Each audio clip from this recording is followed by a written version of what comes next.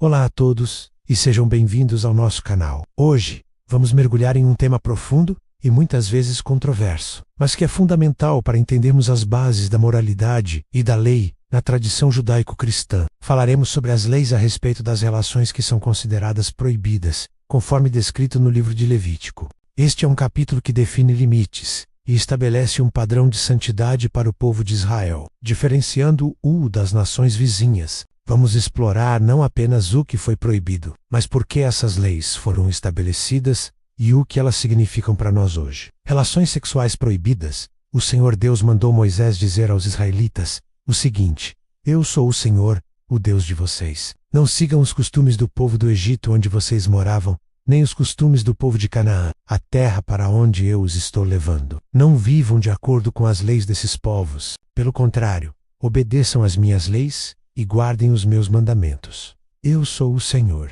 o Deus de vocês. Se obedecerem às minhas leis e guardarem os meus mandamentos, vocês viverão. Eu sou o Senhor. O Senhor Deus deu as seguintes ordens para os homens de Israel: Não tenha relações sexuais com uma mulher que seja sua parenta.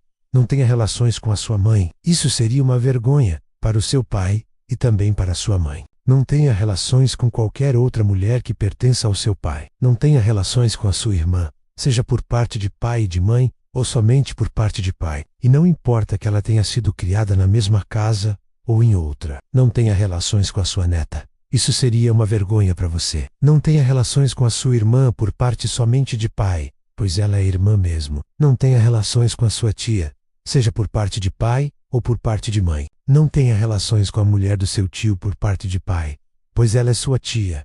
Não tenha relações com a sua nora. Não tenha relações com a sua cunhada. Isso seria uma vergonha para o seu irmão. Não tenha relações com a filha ou a neta de uma mulher com quem você já teve relações. É possível que ela seja sua parenta, e isso seria uma imoralidade. Não case com a sua cunhada, irmã da sua esposa, enquanto esta estiver viva. Isso criaria inimizade entre as duas irmãs. Não tenha relações com uma mulher durante a menstruação. Não tenha relações com a mulher de outro homem. Isso torna você impuro. Nenhum pai deverá entregar o filho ou a filha para servir o deus Moloque. Isso seria profanar o santo nome de Deus, o Senhor.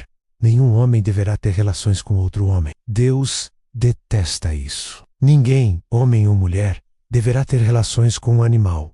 Isso é uma imoralidade, e a pessoa fica impura. E Deus disse ao povo de Israel: Não façam nenhuma dessas coisas, pois vocês ficarão impuros, como ficaram impuros os povos que eu vou expulsar da terra, que vai ser de vocês. Os pecados daqueles povos fizeram com que a terra onde eles moravam ficasse impura. Por isso eu castiguei aquela terra, e ela está expulsando os seus moradores. Mas vocês todos, tanto os israelitas como os estrangeiros que vivem no meio de vocês, obedeçam às minhas leis e aos meus mandamentos, e não cometam nenhuma dessas imoralidades. Pois foram esses os pecados que os homens que moravam naquela terra cometeram, e por isso ela ficou impura. Portanto, que não aconteça que vocês façam a terra ficar impura e que ela os expulse, como fez com os povos que moravam lá. Quem cometer um desses pecados será expulso do meio do povo de Israel. Obedeçam a todos os meus mandamentos, e não imitem os costumes imorais dos povos que moravam naquela terra antes de vocês. Não se tornem impuros. Eu sou o Senhor, o Deus de vocês. No final do capítulo, Deus explica o porquê de todas essas regras. Ele diz que as nações que habitavam a terra de Canaã antes dos israelitas se tornaram impuras por cometerem exatamente essas coisas. A terra, personificada, ficou tão contaminada por esses pecados que ela mesma expulsou os seus moradores. É uma imagem poderosa. A própria criação reage à corrupção moral. Deus adverte os israelitas, tanto os nascidos em Israel quanto os estrangeiros que viviam com eles, a não repetirem esses erros. A consequência da desobediência seria a mesma. A terra os expulsaria também. A mensagem é um chamado à santidade e à obediência. Curiosidades de Levítico, capítulo 18, capítulo sobre santidade moral. Levítico 18 faz parte do chamado Código de Santidade. Levítico 17 e 26. O foco é: sejam santos, porque eu, o Senhor, sou santo. Aqui, a santidade aparece especialmente na área da vida sexual e familiar. Não imitem o Egito nem Canaã. Logo no início, versículo 3, Deus ordena que Israel não copie os costumes do Egito onde viveram nem de Canaã para onde estavam indo. Isso mostra que a identidade do povo deveria ser diferente da cultura ao redor. lista detalhada de relações proibidas. O capítulo traz uma lista específica de relações familiares proibidas: mãe, madrasta, irmã, tia, nora, cunhada. Isso era importante porque muitas nações antigas praticavam casamentos entre parentes próximos. Proteção da estrutura familiar. Essas leis não eram apenas morais, mas também sociais e estruturais, protegendo a autoridade familiar, a herança, a estabilidade da comunidade, proibição de sacrifício a Moloque. No meio das leis sexuais, versículo 21, aparece algo diferente: não sacrificar filhos a Moloque. Isso mostra que práticas pagãs envolviam tanto imoralidade quanto idolatria. A terra vomita os que praticam essas coisas. Nos versículos finais, Deus diz que a terra de Canaã vomitou seus moradores por causa dessas práticas. É uma linguagem forte para mostrar que o pecado traz consequências coletivas. Conexão com Romanos 1.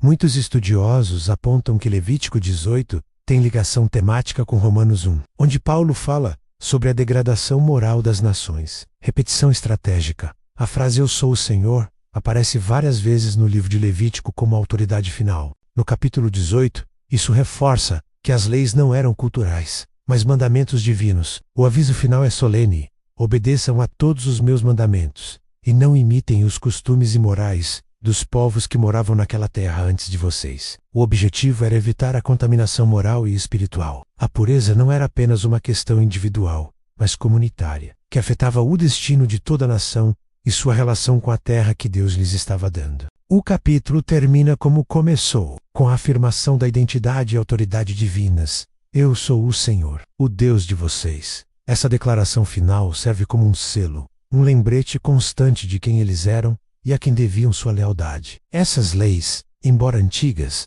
nos convidam a refletir sobre a importância da moralidade, da proteção da família e da busca por uma vida que honre a Deus, não apenas em nossas crenças, mas também em nossas ações. Obrigado por assistirem e por nos acompanharem nesta jornada de estudo e reflexão. Se este conteúdo foi valioso para você, por favor, deixe o seu like, compartilhe com seus amigos e se inscreva no canal para não perder os nossos próximos vídeos. Deixe também o seu comentário abaixo. Queremos muito saber a sua opinião. Até a próxima!